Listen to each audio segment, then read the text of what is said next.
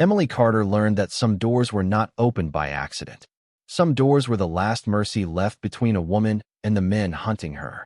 Rain poured over downtown Chicago in silver sheets, turning the sidewalks into mirrors and the streetlights into blurred halos. Her waitress uniform clung to her skin beneath her thin black coat. Her hair was damp against her cheeks, and her breath came in broken pieces as she ran past closed shops, dark windows, and taxis that did not stop. Behind her, the black SUV turned the corner again. Same headlights, same slow crawl, same men who had been outside the diner when her shift ended. Emily had told herself for 3 blocks that maybe she was imagining it. Maybe exhaustion had made shadows look like threats. Maybe the text messages, the unpaid debt, the voice on the phone saying, "Your father promised us everything," had finally cracked something inside her. But when the SUV rolled through a red light and followed her onto Ashland Avenue, she stopped pretending. She ran. Her shoes slapped through puddles. Her chest burned. She passed a locked pharmacy, a shuttered coffee shop, a church with its doors chained for the night.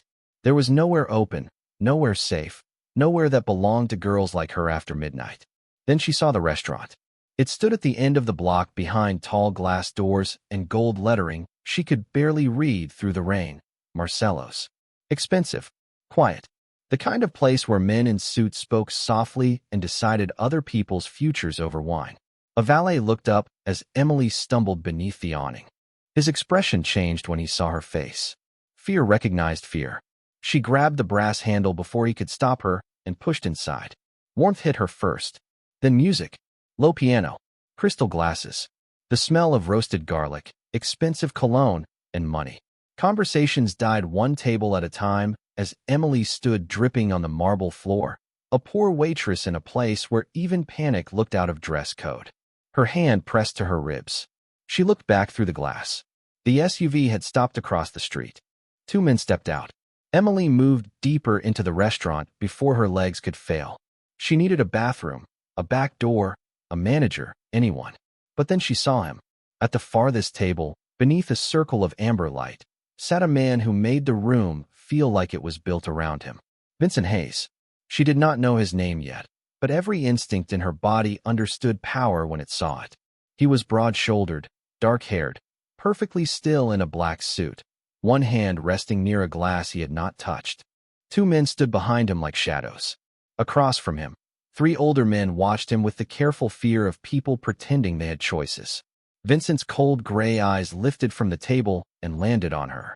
Not dismissed her, not looked through her, landed on her. Emily froze. Outside, the 2 men from the SUV entered the restaurant. One of them smiled when he saw her. Her stomach dropped. She had seconds, maybe less. So Emily did the only reckless thing left. She crossed the room on trembling legs, walked straight to the most dangerous man there, pulled out the empty chair beside him, and sat down. The entire restaurant went silent. Vincent Hayes turned his head slowly, his eyes moving over her wet hair, shaking hands, and the terror she could not hide. Emily leaned toward him just enough for only him to hear. "Please," she whispered, her voice breaking. "Pretend you know me." Vincent Hayes did not answer her right away. That was the first thing that terrified Emily more than the men who had followed her through the rain. A normal man would have pulled back, demanded an explanation, or called for security. Vincent only looked at her. Slowly, completely, as if her fear was not noise to him, but a language he knew how to read. Emily kept her hands folded on the white tablecloth, trying to hide the way her fingers trembled. Water dripped from the ends of her hair onto the polished floor. She could feel every stare in the restaurant pressing into her back. The piano had stopped. Even the waiters stood frozen beside the walls, trays balanced in their hands, eyes lowered but listening. Behind her, the 2 men from the SUV moved closer. Their shoes made soft sounds against the marble, too controlled to be casual. One of them spoke first. "There you are, sweetheart." Emily's stomach twisted. Sweetheart. The words sounded filthy in his mouth. Vincent's eyes did not leave her face. "Do you know him?" His voice was low, smooth, almost bored. But something underneath it made the air tighten. Emily swallowed. The truth sat on her tongue, ugly and dangerous. "My dead father owed him money. He has been calling me for weeks. Tonight he found where I work. Instead," she whispered, "I don't want to." For the first time, Vincent's expression changed. Not much. A slight narrowing of his eyes. A shift so small anyone else might have missed it. But the men behind him noticed. The older men across the table noticed too. The entire room seemed to understand that something had just been decided. The man from the SUV stepped closer. She's confused. We'll take her outside and handle it. Emily felt the chair beneath her become the only solid thing in the world. Vincent finally turned his head. Not quickly, not dramatically. He looked at the man as if he were an inconvenience interrupting dinner. You will not take anything from my table. Silence followed. The man blinked. Your table. Vincent leaned back slightly, one arm moving along the back of Emily's chair. He did not touch her, but the gesture surrounded her all the same. A wall made of expensive fabric, quiet violence, and absolute control. She sat beside me, he said. That makes her my concern. Emily's breath caught. She had asked him to pretend. He was doing more than pretending. The man's smile faded. With respect, Mr. Hayes, this is private business. Vincent's mouth curved, but there was no warmth in it. Then you should have kept it private instead of following a terrified woman into my restaurant. Mr. Hayes. Emily heard the name and felt something cold slide through her chest. She knew it now. Everyone in Chicago knew it, even if they only said it in whispers. Vincent Hayes, the man who owned half the city's nightclubs, 2 shipping companies, 3 judges according to rumor, and enough loyalty to make police look away when his black cars passed. She had not run into safety. She had run into power. The man from the SUV took one step back. His partner touched his sleeve, a warning. Vincent noticed everything. Leave, he said. The single word dropped like a blade. Neither man moved fast enough. One of Vincent's bodyguards shifted behind him, just half a step, and that was enough. The men turned and walked toward the doors. Emily watched them go, afraid to breathe until the glass doors closed behind them and the rain swallowed their shapes. The restaurant remained silent. Vincent's hand still rested on the chair behind her. Now, he said softly, turning back to her. Tell me why a woman who looks like she hasn't slept in days just chose me as her lie. Emily looked at him, at the cold patience in his eyes, and realized the worst part. The danger outside had left, but the danger beside her had just begun paying attention. Emily should have stood up and run the second the men left. That was what a smart woman would do when she had accidentally borrowed the protection of a monster. But Vincent Hayes was still looking at her, and his question sat between them like a locked door. Why had she chosen him as her lie? Emily's throat tightened. Across the table, the 3 older men in suits watched with expressions too careful to be curiosity. They were afraid of him. Everyone in this room was afraid of him. And now, somehow, Emily was sitting close enough to feel the warmth of his body through the cold dampness of her coat. I didn't choose you, she said quietly. I chose the empty chair. Vincent's eyes held hers. There were 6 empty chairs.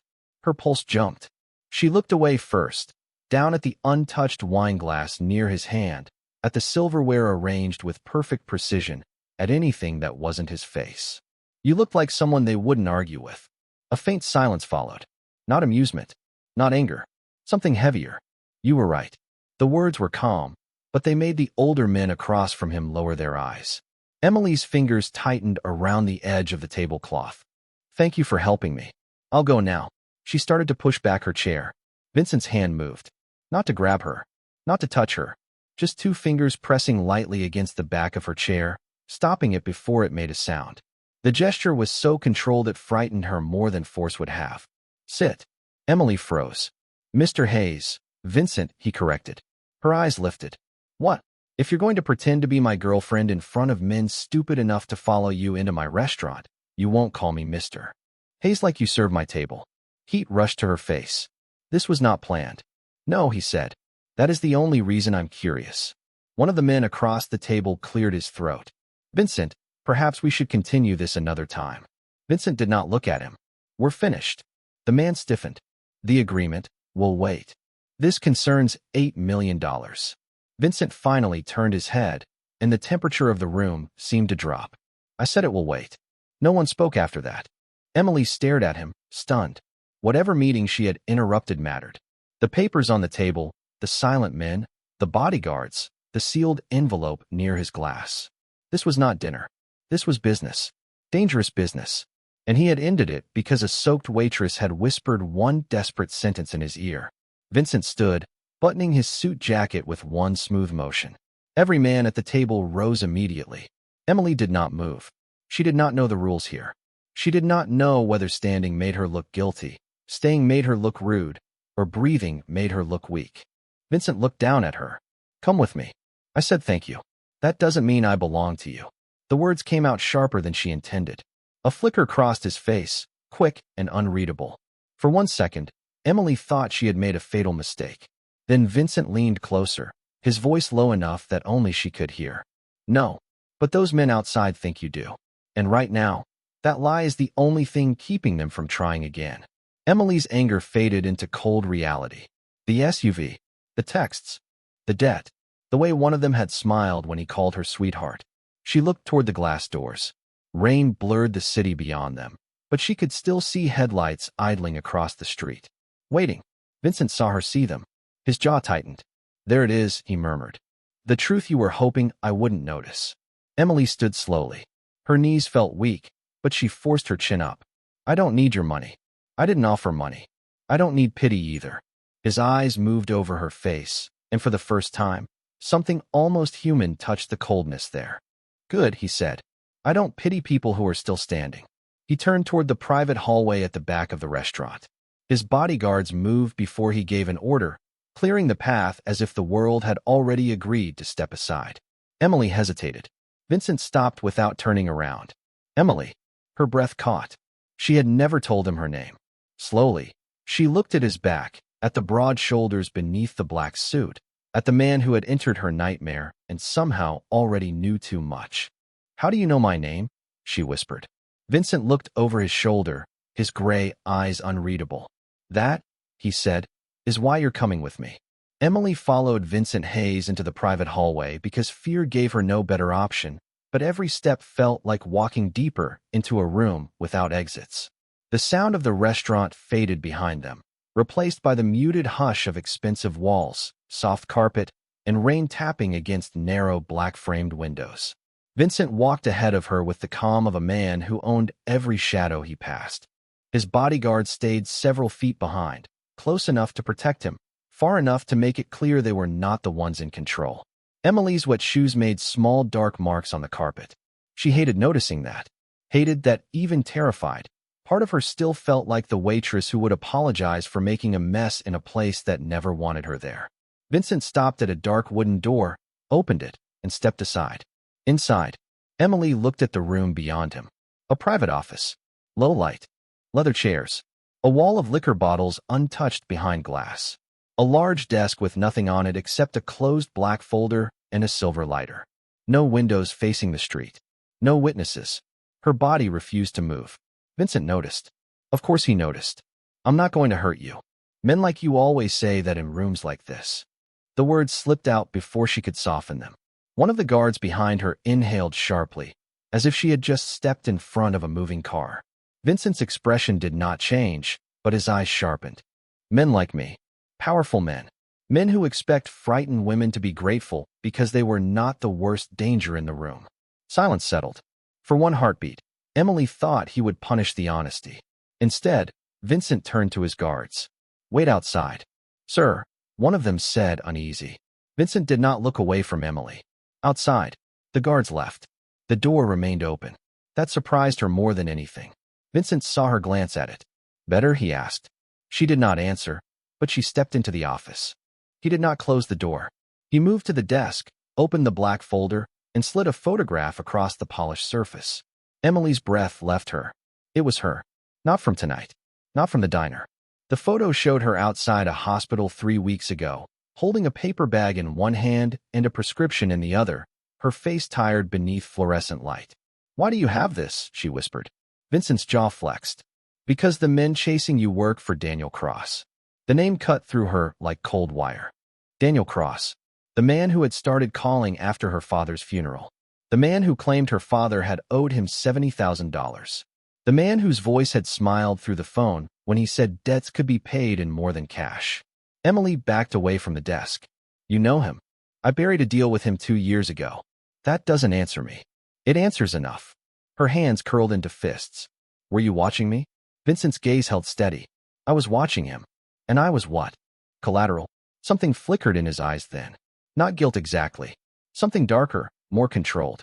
At first, the honesty hit harder than a lie would have. Emily turned toward the door, humiliation burning behind her eyes. I'm leaving. Vincent moved, not fast enough to frighten her, but fast enough to reach the doorway before she did. He did not block her completely. He only stood there, tall and quiet, giving her space and still making escape feel impossible.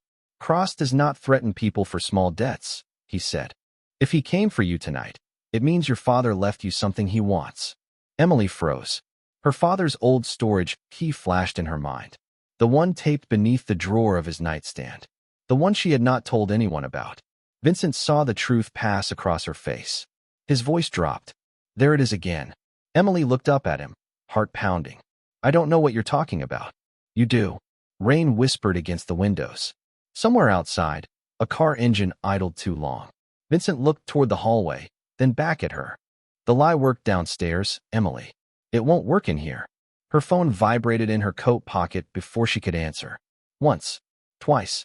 She pulled it out with shaking fingers. Unknown number. A text filled the screen. Stop hiding behind Hayes. Bring us what your father left, or we come to your apartment before dawn.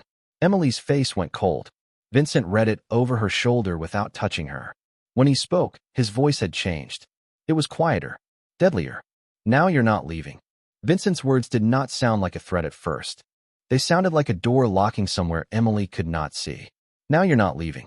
She stared at him in the dim office, her phone still glowing between them, the message bright enough to make her hands look pale and unsteady. Bring us what your father left. Before dawn. Her father had been dead for 6 weeks, and somehow his secrets had outlived him with sharper teeth than his debts. You don't get to decide that, she said, but her voice lacked the force she needed it to have.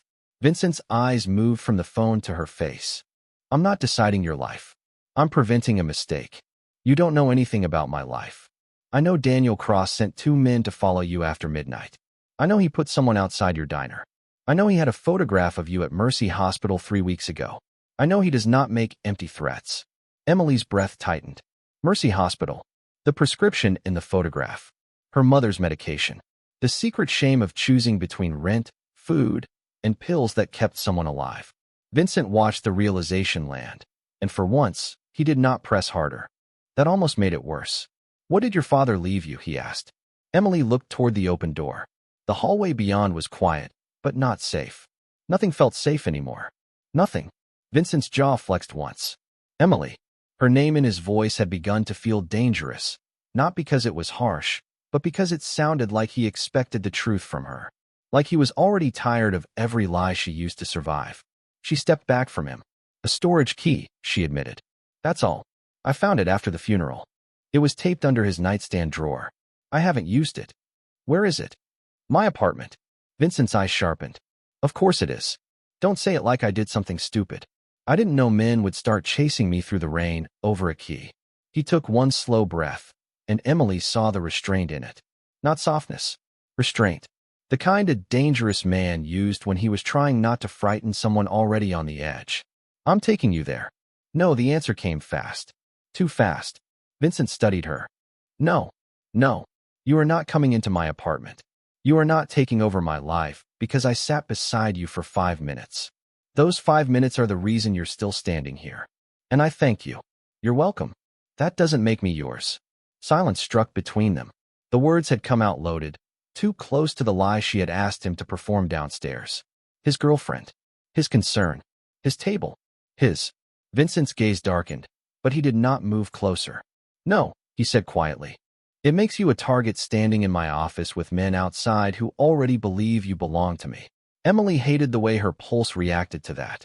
Hated the tiny, traitorous part of her that felt safer when he said it. Even if safety from Vincent Hayes looked too much like another kind of danger. Her phone buzzed again. This time it was a photo. Her apartment door. Taken from the hallway. The number followed with one sentence. We're already here. Emily stopped breathing. Vincent took the phone from her hand, not roughly, just decisively, and read the message. His expression went still in a way that emptied the room of warmth. He turned toward the hallway. Marco, one of his guards, appeared instantly at the door. Sir. Vincent handed him the phone. Send this to Liam. I want 2 cars at her building in 4 minutes. No police. No noise. Nobody touches the girl's apartment until I get there. Emily's heart kicked. Until you get there? Vincent looked back at her. I came into this myself the moment I said you were with me. You were pretending. I was, he said, reaching for his black coat from the back of the chair. Then he sent men to your door. He stepped toward her, stopping close enough that she could see rain still drying at the edge of his dark hair. Now I'm not. The ride to Emily's apartment happened in a silence that felt louder than sirens. Vincent did not put her in the back seat with his guards. He opened the passenger door of his black Range Rover himself and waited until she climbed in, her wet coat pulled tight around her body, her phone gone from her hand, and her whole life suddenly moving too fast to hold. Then he got behind the wheel. That shocked her more than the convoy waiting outside the restaurant. Men like Vincent Hayes did not drive themselves through rain-slick streets at 1 in the morning for women like Emily Carter. They sent people. They gave orders. They stayed clean while the rest of the world got blood on its hands. But Vincent drove, one hand steady on the wheel, the other resting near the gearshift, his face lit in flashes by passing streetlights. 2 black cars followed behind them. Emily watched them in the side mirror, her stomach tight. You didn't have to come yourself, she said. Vincent's eyes stayed on the road. Yes, I did. Why? He did not answer right away. The city slid past in streaks of blue, silver, and red. Storefronts, closed laundromats, gas stations glowing like lonely islands.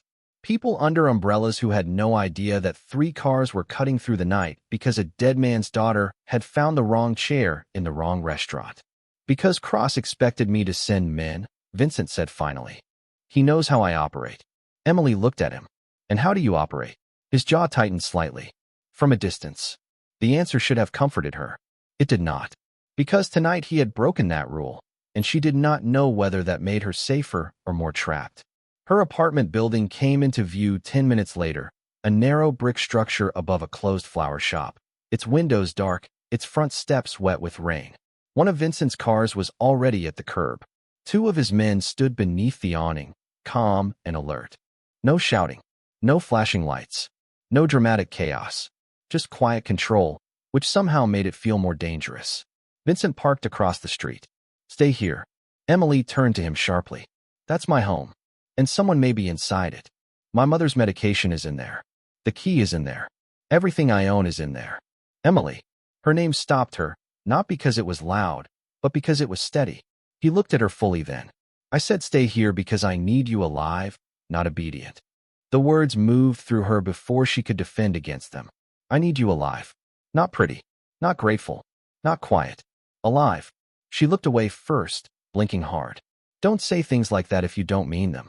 Vincent's expression changed, almost imperceptibly. I don't say things I don't mean. Before she could answer, one of his men crossed the street and approached the driver's side window. Vincent lowered it halfway. Hallway is clear, the man said. Door was forced but not opened. Whoever sent the photo left fast. Vincent's eyes narrowed. Too fast. Emily's blood went cold. It was bait. Vincent was already looking at her. For the first time, she saw something like approval in his gaze. You see it too. They wanted us to come here. No, he said, opening his door. They wanted you to come alone. Rain swept into the car. Emily reached for her handle, but Vincent's voice stopped her. Wait until I'm on your side. I can open my own door. I know. He came around anyway. When he opened it, he stood close, blocking the rain with his body without making it obvious. That was the thing about him that unsettled her most. His protection did not ask permission, but it did not beg for praise either. It simply happened. They crossed the street together, his hand hovering near the small of her back without touching until a car rushed too close to the curb. Then his palms settled there for one brief second, guiding her forward. Warm, firm, gone too soon. Inside, the stairwell smelled like damp concrete and old paint. Emily climbed ahead of him, aware of his presence behind her, large and silent, a shadow that had chosen to guard instead of consume. Her apartment door waited at the end of the third-floor hall, the frame splintered near the lock. A small sound escaped her before she could stop it. Vincent heard. His voice dropped beside her ear. Look at me. She did. His eyes were cold, but his words were not. They touched the door. Not you. Emily nodded once, barely. Vincent turned to his men. Open it. The door swung inward, and Emily saw her tiny apartment torn apart beneath the yellow hallway light. Drawers open, sofa cushions slashed, her father's old photographs scattered across the floor.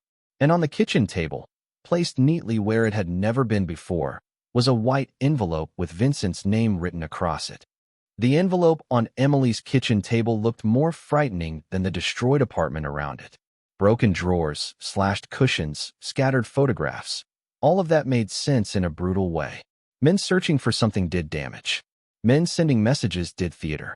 But the envelope was clean, white, untouched by rain, dust, or violence, placed exactly in the center of the table beneath the cheap yellow light. Vincent's name was written across the front in black ink. Not Mr. Hayes. Not Vincent Hayes. Just Vincent, in handwriting Emily had seen on birthday cards, grocery lists, and the last note her father ever left beside the coffee maker. Her stomach dropped so hard she nearly reached for the wall. That's my father's handwriting. Vincent went still. The men behind him exchanged a silent glance, but no one moved toward the table until he did. He crossed the small apartment slowly, his shoes passing over a photograph of Emily at 17 with her father's arm around her shoulders. Vincent looked down at it for half a second, then away, as if that small piece of her past was too private to step on. He picked up the envelope by one corner. Your father knew me. Emily's voice sounded distant to her own ears. No, Vincent turned toward her. Emily. No, she repeated, sharper now. My father fixed cars. He drew maps for construction companies when he could get work. He made terrible pancakes. He forgot to pay the electric bill twice a year. He did not know Mafia bosses. Vincent's expression did not soften, but something in his eyes did. Good men can know dangerous ones. Don't make him part of your world. I didn't. He looked at the envelope again. Someone else did. Emily stepped forward. Open it. Vincent's gaze lifted. You should be sure. I'm not sure of anything anymore. Her voice cracked, and she hated that it did. But if my father left your name in my apartment after men tore it apart looking for something, then I want to know why. Vincent opened the envelope. Inside was a folded sheet of paper and a small photograph. The photograph showed a younger Vincent, maybe 10 years earlier, standing beside Emily's father outside a warehouse. Thomas Carter looked thinner, frightened, but alive. Vincent looked colder than he did now, if that was possible. On the back, one sentence was written. If they find my daughter, protect her from what I hid. Emily stared until the words blurred. No. Vincent read the paper next, his jaw tightening with every line. What does it say? She demanded. He did not answer fast enough. She reached for it, but he lifted it out of instinct, keeping it from her. That one motion snapped something inside her. Do not do that. Vincent froze. Emily stepped closer, tears hot now, anger hotter. Do not stand in my apartment, hold my father's last secret over my head, and decide what I can survive. For a long moment, no one breathed. Then Vincent lowered the letter and handed it to her. You're right. The apology was quiet, almost rough, and it unsettled her more than arrogance would have. Emily took the page with trembling hands. Most of it made no sense. Names, dates, a locker number, a bank branch. One line did. Emily has the key, but she does not know what it opens. Vincent watched her face change. Where is the key? He asked. Emily wiped her cheek with the heel of her hand and walked to the tiny bedroom. The room had been searched, mattress lifted, closet emptied, clothing thrown across the floor. But the men had not known her father. They had not known he trusted broken things because thieves overlooked them. Emily knelt beside an old music box on the floor, twisted the bent brass foot, and pulled out a small storage key taped inside. When she returned, Vincent was standing by the kitchen table with a black envelope in his hand. She frowned. What is that? He placed it on the table. Money. Thick. Too much. For your mother's medication. For a hotel tonight. For anything you need until this is over. Emily looked at the envelope, then at him. The old Emily, the tired Emily, the Emily who counted coins for bus fare, would have taken it and cried later. Instead, she pushed it back across the table. I won't be bought, Mr. Hayes. His eyes darkened. That isn't what this is. Then don't make it look like payment. Silence filled the ruined apartment. Vincent looked at her as if he was seeing her clearly for the first time, not as a terrified waitress, not as leverage, not as a woman who had run into his restaurant, but as someone who could stand in the wreckage of her life and still refused to kneel. "Vincent," he said quietly. Emily blinked. "What?" "If you're going to refuse me," he said, his voice low, "use my name." Before she could answer, a phone rang from somewhere beneath the overturned sofa. Not hers. Not Vincent's. One of his men pulled it free and held it up. The screen showed a live call already connected. From the speaker, Daniel Cross laughed softly. "She found the key, didn't she?" Daniel Cross's voice filled Emily's ruined apartment like smoke slipping under a locked door. Soft. Amused. Too comfortable for a man who had sent strangers to tear through a dead man's daughter's home. Emily stared at the phone in Vincent's guard's hand, the small black screen glowing beneath the kitchen light. She could hear rain against the windows, hear her own breath catching, hear the faint creak of the buildings settling around them. But underneath all of it was that laugh. "She found the key, didn't she?" Cross asked again. Vincent did not reach for the phone. He did not raise his voice. He only looked at it with the quiet patience of a man deciding whether the thing in front of him was worth destroying. "Daniel," he said. The laughter stopped. Just like that. Emily felt the silence on the other end of the line change shape. "Vincent Hayes," Cross said after a beat. "I was wondering how long it would take before you stepped out from behind your little wall of men." Vincent's gaze moved briefly to Emily. Not to ask permission. Not exactly. More like checking whether she was still standing. She was, barely. The storage key felt cold in her fist. "You broke into her apartment," Vincent said. "You followed her from work. You put hands on a problem that did not belong to you." Cross chuckled again, but this time it sounded thinner. "Careful. That girl is carrying something that belongs to me." Emily's chin lifted before fear could drag it down. "I don't belong to anyone," she said. The room stilled. Vincent's eyes turned to her, sharp with something she could not name. Approval. Warning. Possession restrained by discipline. On the phone, Cross went quiet for 1 second too long. Then his voice slid colder. "Pretty little brave thing. Your father had that same tone before he started begging." Emily's face drained. Vincent moved then. Not toward the phone. Toward her. He took 1 step, placing himself slightly between Emily and the sound of that voice, as if even words could be blocked by the width of his shoulders. "Say one more thing about her father," Vincent said, "and this conversation becomes the last mistake you make tonight." No shouting. No performance. Just a promise laid flat on the table. Cross inhaled slowly. "You always did like pretending you had rules." "I do have rules." Vincent looked at Emily again, and this time his voice lowered. "You just touched one." Her heart moved in a way it had no right to. Cross laughed, but the sound had lost its ease. "Bring me the key by sunrise. She comes alone, or I release what Thomas Carter stole from me. You know what it can do, Vincent. You know who it can bury." The line clicked dead. For a moment, no one spoke. Emily looked down at the key in her palm. A tiny piece of metal. Too small to carry this much terror. "What did my father steal?" she whispered. Vincent's jaw tightened. "Not steal." "Then what?" He took the phone from his guard and placed it on the table, face down. He hid evidence. The word evidence made the room tilt. Emily gripped the counter. Against Cross. Against Cross. Against 2 city officials. Against men who helped him move money through charity foundations, hospital contracts, and police auctions. Her mind flashed to Mercy Hospital. Her mother's prescriptions. The photograph outside the hospital. "That's why he watched me there." Vincent nodded once. "Your father must have hidden the proof somewhere only you could reach." Emily looked toward the broken doorway, then at the scattered photos of her life on the floor. "And now everyone thinks I know where it is." "No," Vincent said. "Now everyone knows you have the key." His guard near the window lifted a hand suddenly. "Car outside." Vincent turned. Emily stepped closer to the window before anyone could stop her. Across the street, a black sedan rolled slowly past her building, headlights off, rain sliding over the windshield. The rear window lowered just enough for a camera flash to blink. Once. Twice.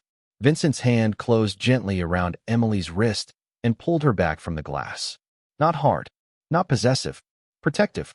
"They're watching," she breathed. "They're testing," Vincent said. "There's a difference." "What do we do?" The question escaped before she could pretend she did not need him. Vincent looked at her, at the key in her hand, at the wreckage behind her, and something settled in his face. "Decision. We stop letting them chase you." Emily swallowed. "How?" He took his coat from one of his men and draped it over her shoulders. The warmth of it surrounded her before she could object. Tomorrow night, Cross is hosting a charity gala at the Langford Hotel. You want to walk me into a room with him? No, Vincent said. I want to walk in with my girlfriend. Emily stared at him. The lie from the restaurant returned between them, no longer desperate, no longer accidental. Now it had teeth. Vincent, his eyes held hers. If the city believes you're mine, Cross cannot touch you without declaring war. Her fingers tightened around the key. And if I say no? Vincent stepped back, giving her space even as his presence filled every broken corner of the room. Then I find another way. That should have made her feel free. Instead, it made the choice heavier. Because for the first time all night, he was not taking it from her. He was offering it. Emily looked at the destroyed apartment, her father's letter, the key, the window where someone had photographed her fear. Then she looked at the man who had come himself. One night, she said. Vincent's gaze darkened. One night, he agreed. But the way he said it made Emily understand something dangerous. He did not believe that. Not even a little. By morning, Emily Carter had learned that pretending to belong to Vincent Hayes was easier in a restaurant full of strangers than it was in a quiet hotel suite with his coat still around her shoulders. He did not take her back to her apartment. He did not argue about it either. After his men secured the ruined place, collected her father's letter, and confirmed that Cross's people had vanished into the rain, Vincent brought her to the top floor of the Langford Hotel, where the city glittered beneath glass walls, and the silence cost more than Emily made in a month. You'll stay here until the gala, he said, placing a black key card on the marble counter. Emily stood near the doorway, still wearing damp shoes, still holding the storage key in her fist. This is the same hotel where Cross is hosting the event. Yes. That sounds like the opposite of hiding. Vincent removed his cufflinks with slow precision. We're not hiding. She watched him from across the room, hating how calm he looked when her entire life had become a storm. You keep saying we. His eyes lifted. Because alone almost got you taken. The words hit too close. Emily looked away, toward the city, toward the wet streets far below where ordinary people were going to work, buying coffee, missing trains, living lives that did not involve dead fathers, hidden evidence, or mafia bosses who opened doors and called them girlfriends like it was a strategy. This is still fake, she said. Vincent paused. Is that a rule? It's the only rule. A faint shadow crossed his face, not quite amusement. Then say the rest of them. Emily turned back. No touching unless I agree. No speaking for me unless it keeps me alive. No money. No gifts that look like payment. No deciding what I can handle. Vincent studied her for a long moment. Most men would have smiled at her list. Some would have been offended. He did neither. Done. The simplicity of it unsettled her. Just like that. You thought I'd negotiate your dignity? Her throat tightened before she could stop it. She hated that sentence. Hated how it reached somewhere tired and bruised inside her. Men usually do. Vincent's face hardened, not at her, but at the idea. I'm not most men. No, she said quietly. You're worse. His eyes held hers. To the people who deserve it. The room fell silent. Not empty silence. Charged silence. The kind that made her too aware of the distance between them and the fact that he had not crossed it. That restraint frightened her almost more than possession would have. He was letting her choose, and somehow that made him harder to run from. A knock came at the door. Emily startled. Vincent's gaze moved to the entrance. It's safe. One of his men entered with garment bags and a small box from a boutique Emily had passed 100 times without ever looking through the window too long. Vincent did not touch the bags. He only nodded toward them. For tonight. Emily's spine stiffened. I said no gifts. You said no gifts that look like payment. And this looks like what? Armor. That stopped her. Vincent stepped closer, slowly enough that she could step away if she wanted. She did not. Cross will expect you to look frightened, cheap, out of place, grateful for whatever chair I let you sit in. That is how men like him measure women. I want him wrong before you say a word. Emily looked at the garment bag. Something inside her shifted, reluctant and dangerous. She had spent years making herself smaller so men would not notice what they could take. Vincent was telling her to be seen. Not displayed. Not bought. Seen. I choose the dress, she said. Yes. And if I hate all of them? Then you wear your diner uniform and still walk in beside me. A laugh almost escaped her, broken and surprised. Vincent heard it. Something in his expression softened for half a second before he buried it. Hours later, when Emily stepped into the hotel lobby in a simple black dress she had chosen herself, Vincent was waiting near the private elevator. He looked at her once, and the whole world seemed to narrow around that look. Not hunger, not ownership, recognition. His hand extended, palm open, asking instead of taking. Emily placed her hand in his. Cameras flashed the moment the elevator doors opened to the ballroom floor. Voices died. Daniel Cross stood across the room with a champagne glass in his hand, smiling like a man who had already won. Then Vincent leaned close enough for only Emily to hear. "Remember," he murmured, his thumb steady against her fingers, "they're not watching my girlfriend. They're watching the woman I came for myself." The Langford Ballroom was built to make ordinary people feel temporary. Crystal chandeliers hung above polished floors like frozen rain. Violin music floated between marble columns, and every woman in silk seemed to know exactly where to place her hands, her smile, her secrets. Emily felt the room measure her before she took 3 steps. The dress Vincent had called armor fit her simply, elegantly, but it did not change the truth of where she came from. She still knew how to balance 4 plates on one arm. She still knew which shoes hurt less after a 12-hour shift. She still knew how it felt to count tips under fluorescent diner lights, while men like the ones in this room signed checks large enough to erase her life. Vincent walked beside her, not ahead of her. That was the first thing people noticed.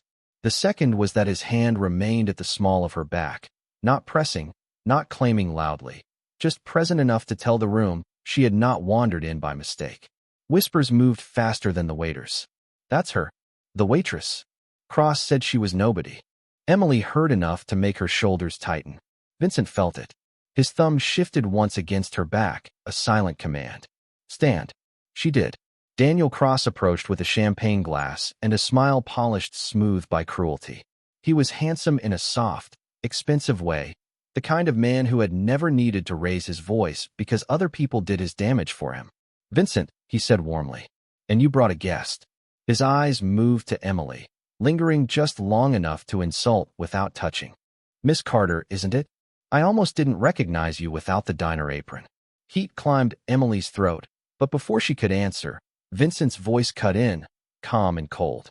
"Then look harder." Cross's smile thinned. The nearby conversations faded. Emily felt the room lean closer. Vincent did not move his hand from her back. "Emily chose the dress herself," he said. "She didn't need permission to belong in this room." That word, belong, landed somewhere deep in her chest. Cross chuckled lightly. "Of course. Still, one has to admire ambition." Emily looked at him then. Really looked. Fear still lived in her, but beneath it something steadier had begun to wake. "If you mean surviving men who mistake cruelty for power," she said, her voice soft but clear, "then yes. I've become very ambitious." Silence cracked open around them. Someone's glass paused halfway to their mouth. Vincent turned his head just enough for Emily to see the corner of his mouth, not a smile exactly, but something close to satisfaction. Cross's eyes hardened. "Careful, sweetheart." The word had barely left his mouth before Vincent stepped forward. Not enough to cause a scene. Enough to change the temperature of the ballroom. "Don't call her that." Cross lifted both hands in mock surrender, but Emily saw the anger beneath his charm. "Protective already? That was fast." "No," Vincent said. "I was late." Emily's breath caught. Cross noticed. So did everyone else. A hostess appeared, nervous, pointing toward the long table reserved for the city's donors and men with names too heavy for place cards. "Mr. Hayes, your seat is ready." Vincent glanced at the table. There was one chair beside his, but another man was moving toward it, an older councilman Emily recognized from campaign posters. Vincent did not raise his voice. "Remove him." The hostess froze. The councilman stopped. Cross's smile returned, delighted by the discomfort. "Surely Miss Carter can sit with the other guests. No need to disturb the seating arrangement." Vincent looked at Emily. "Do you want to sit?" Her pulse hammered. Every instinct told her to disappear, to make this easier, to step back into the kind of invisibility that had kept her alive. But Vincent had not brought her here to hide, and her father had not hidden evidence so she could lower her eyes forever. She lifted her chin. "Yes." Vincent pulled out the chair beside his. The entire ballroom watched as Emily Carter, waitress, daughter of a dead mechanic, woman with a storage key in her purse and fear still beneath her ribs, sat at the right hand of Vincent Hayes. He leaned down, close enough that his voice brushed her ear. "Good girl," he murmured, not sweetly, not possessively, but like praise for courage earned. Then across the table, Daniel Cross raised his glass, and Emily saw the symbol engraved on his cufflink, the same symbol stamped on her father's storage key. Emily's eyes stayed on Daniel Cross's cufflink long after he lowered his glass. The symbol was small, almost elegant, a circle cut through with a diagonal line and 3 tiny dots beneath it. On anyone else, it might have looked like a designer mark. On Cross, it looked like a signature left at a crime scene. Emily felt the storage key in her purse as if it had turned hot against her thigh. Same symbol, same shape, same quiet warning. Vincent noticed the change in her before she spoke. He was in conversation with the mayor 2 seats down, his expression unreadable, his voice calm, but his hand shifted under the table and rested near hers. Not touching, waiting. Emily looked at him once. Just once. That was all it took. His eyes moved from her face to Crow. Emily felt Vincent's hand close over hers beneath the table, not to silence her, not to control her, but to anchor her before Daniel Cross could drag her father's name through the ballroom like a body. Every eye in the Langford turned toward her. The mayor, the donors, the women with diamond earrings and sharpened smiles, the men who had been pretending all night that money could wash the blood from their hands. Cross stood across from them, champagne glass raised, enjoying the silence he had created. Thomas Carter, he said smoothly, was not just a mechanic. He was not just a grieving husband, not just a poor man who borrowed money he could not repay. He was a thief. Emily's fingers twitched under Vincent's palm. Vincent did not squeeze. He simply stayed. "Careful," Vincent said. Cross smiled. "Careful? I've been careful for years." Thomas, unfortunately, was not. He took files from one of my private accounts. Hospital contracts. Charity transfers. Names he had no business knowing. Then he hid them like a coward and left his daughter to pay for his sins. Emily stared at him, and something inside her went strangely quiet. Not calm. Something colder than calm. For weeks, she had been afraid because she did not understand the shape of the monster chasing her. Now she could finally see it. Cross did not want the money. He wanted the proof. He wanted her scared enough to hand over the only thing that could hurt him. "My father did not steal from you," she said. Her voice was softer than Cross's, but it traveled through the silence. "He hid what you were afraid people would see." A murmur moved through the table. Cross's smile thinned. "Little girl, you have no idea what your father was involved in." Emily pulled her hand gently from beneath Vincent's, not because she rejected him, but because she needed to stand on her own. Vincent let her. That small act gave her more courage than any speech could have. She rose from the chair. The room seemed to tilt around her. "You're right," she said. "I don't know everything. I know my father worked 2 jobs after my mother got sick. I know he came home with bruised hands and still asked if I had eaten. I know he hid a storage key where only I would find it. And I know men like you don't chase waitresses through the rain over $70,000. Cross's eyes hardened. "Sit down." Vincent stood. One movement. Every guard in the room noticed. Every man who understood danger went still. "Do not give her orders." Cross looked between them and laughed once, sharp and ugly. "You've made her brave. That's touching." Emily reached into her purse and took out the storage key. A faint gasp moved through the nearest guests. The small symbol caught the chandelier light. Cross's gaze locked onto it, hunger flashing through his polished expression before he could hide it. Vincent saw it too. So did Emily. "This is what you wanted," she said. "Not me. Not the debt. This." Cross lowered his glass. "Give it to me, and you walk out of here alive." The ballroom went silent in a different way then. No one could pretend they had misunderstood that. Vincent's voice turned deadly quiet. "You just threatened her in front of witnesses." Cross looked around the room and smiled again, but panic had begun to show at the edges. "Witnesses? These people know how to forget." "Not tonight," Emily said. She turned slightly toward the charity banner behind Cross, toward the photographers he had invited to make himself look generous, toward the phones already half raised by guests who smelled scandal. "You built this room to admire you. Maybe it should hear you." Cross's face changed. For the first time, the charm dropped completely. He stepped toward her. Vincent moved faster, placing himself in front of Emily with quiet finality. "If you take one more step," Vincent said, "you declare war in my city." Cross stopped, breathing hard through his nose. Emily looked past Vincent's shoulder and saw it then. Fear. Not in herself. In Cross. The power in the room had shifted, and everyone felt it. She was no longer the waitress dragged into a rich man's game. She was the woman holding the key. Vincent glanced back at her, his eyes asking a question he did not say out loud. Are you ready? Emily nodded once. But before she could speak, her phone vibrated inside her purse. A message from an unknown number filled the screen. Mercy Hospital. Room 614. Your mother is not alone. The world fell away beneath her feet. Vincent saw her face drain of color. Emily. She handed him the phone with shaking fingers. He read the message, and whatever restraint remained in him vanished from his eyes. Cross smiled from across the table, softly, triumphantly. Now, he said, shall we discuss the key? Vincent did not look at Daniel Cross when he spoke. That was how Emily knew something had truly changed. All night, he had measured every man in the room, every exit, every glass lifted too slowly, every whisper pretending to be harmless. But now his eyes stayed on the message about her mother, and the cold control that made him frightening cracked into something far more dangerous. Marco, he said. His bodyguard was already moving. Mercy Hospital. Room 614. Quietly. Now. Cross gave a soft laugh. You won't make it in time if you make this difficult. Vincent finally looked at him, and the smile died on Cross's face. You just involved her mother. No one in the ballroom breathed. Emily clutched the storage key so tightly its teeth bit into her palm. Vincent, she whispered. We have to go. We are. No. Her voice broke, but she forced it steady. I have to go? Alone. He turned toward her slowly.